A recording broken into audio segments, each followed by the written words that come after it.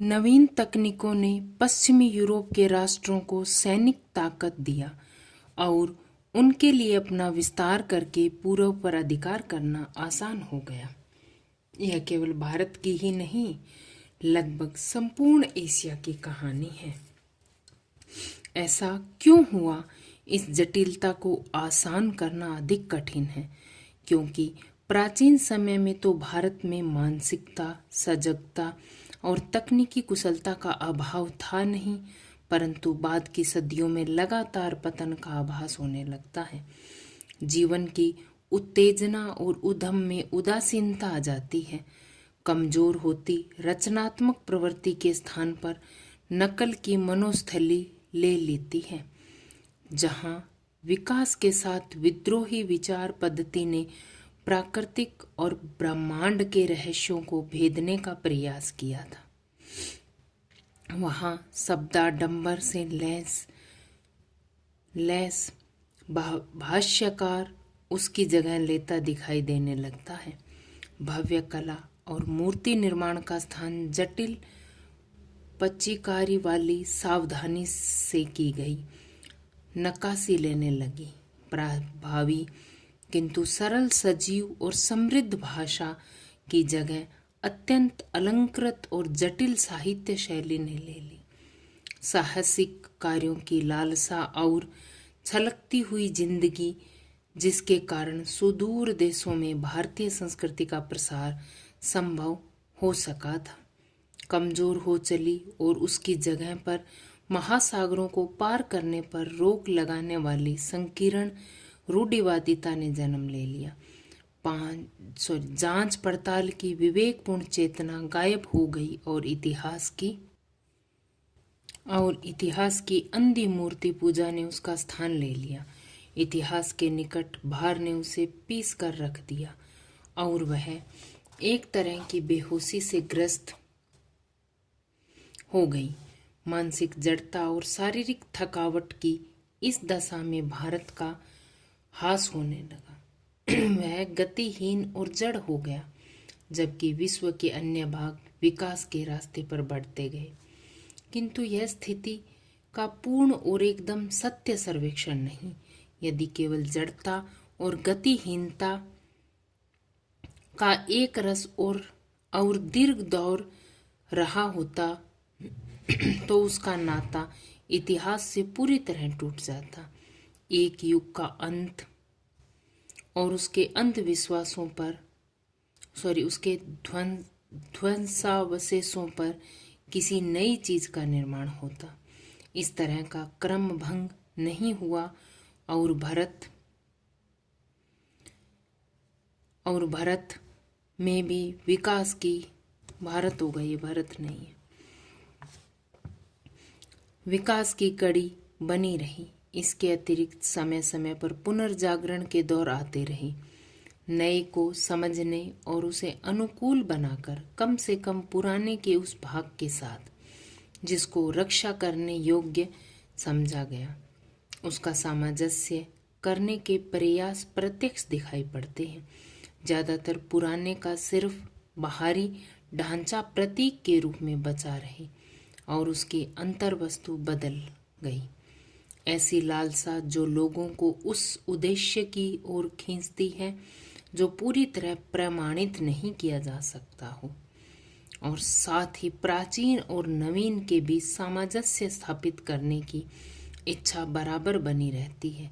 इसी लालसा ने उन्हें गति दी और उन्हें पुराने को बनाए रखने के साथ साथ नए विचारों को आत्मसात करने की सामर्थ्य दी। भारत की तलाश। किताबों, प्राचीन स्मारकों और प्राचीन सांस्कृतिक उपलब्धियों ने मुझ में एक हद तक भारत की समझ को तो उत्पन्न की, परंतु मुझे उससे संतोष नहीं हुआ। न ही मुझे वह अंतर मिला जिसकी मैं खोज कर रहा था। वर्तमान मेरे लिए और मेरे जैसे बहुत से और लोगों के लिए मध्ययुगीनता, खतरनाक निर्धनता एवं दुर्गति और मध्य वर्ग की कुछ सतही आधुनिकता का विचित्र मेल जोल है। मैं अपने वर्ग और अपनी तरह के लोगों का प्रशंसक नहीं था, फिर भी भारतीय संघर्ष में नेतृत्व के लिए मैं निश्चित रूप से मध्यम वर्ग की ओर देखता था। यह मध्यम वर्ग स्वयं को बंदी और सीमाओं में बंधा हुआ अनुभव करता था और स्वयं विकास और तरक्की करना चाहता था।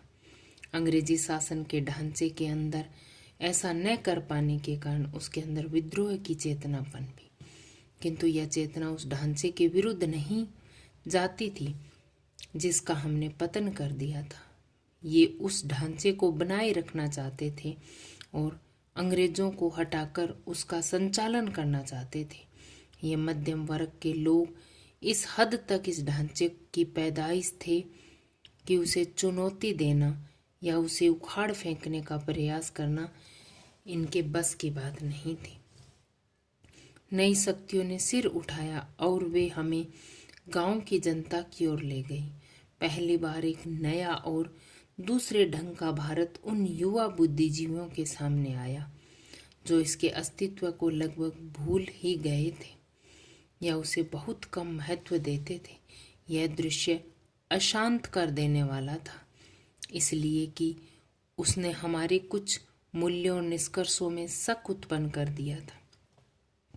तब हमने भारत के असली रूप की खोज शुरू की और इससे हमारे अंदर इसकी समझ और द्वंद्व दोनों ही पैदा हुए। कुछ लोग इस ग्रामीण समुदाय से पहले से परिचित थे, इसीलिए उन्हें कोई नवीन उत्तेजक एहसास नहीं हुआ, पर मेरे लिए यह वास्तविक अर्थों में नवीन खोज के लिए यात्रा थी। जब भी मुझे लगातार अपने लोगों की असफलता और कमजोरियों का दर्द भरा अनुभव रहता था, पर भारत ग्रामीण जनता में कुछ ऐसा था जिसे वर्जित करना कठिन है, पर उसने मुझे बराबर आकर्षित किया।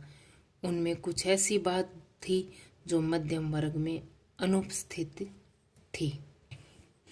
मैं सामान्य जनता की अवधारणा को काल्पनिक नहीं बनाना चाहता। मेरे लिए भारत के लोगों का अपनी सारी विविधता के साथ असली अस्तित्व है। उनकी विशाल संख्या के बावजूद मैं उनके बारे में अनिश्चित समुदायों के नहीं, व्यक्तियों के रूप में सोचने की कोशिश करता हूँ। चूँकि मैंने उनमें बहुत आशाएं नहीं रखी, शायद इसीलिए मुझे निराशा भी नहीं हुई। मैंने जितनी आशा की थी उससे कहीं अधिक पाया।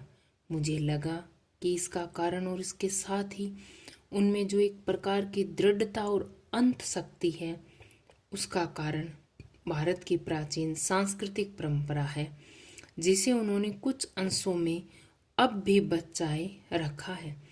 पिछले 200 वर्षों में उन्होंने जो अत्याचार झेला है, बहुत कुछ तो उसी के कारण समाप्त हो गया, फिर भी कुछ तो ऐसा बच रहा है जो सार्थक है, और उसके साथ बहुत कुछ ऐसा है जो निरर्थक और अनिष्टकर है।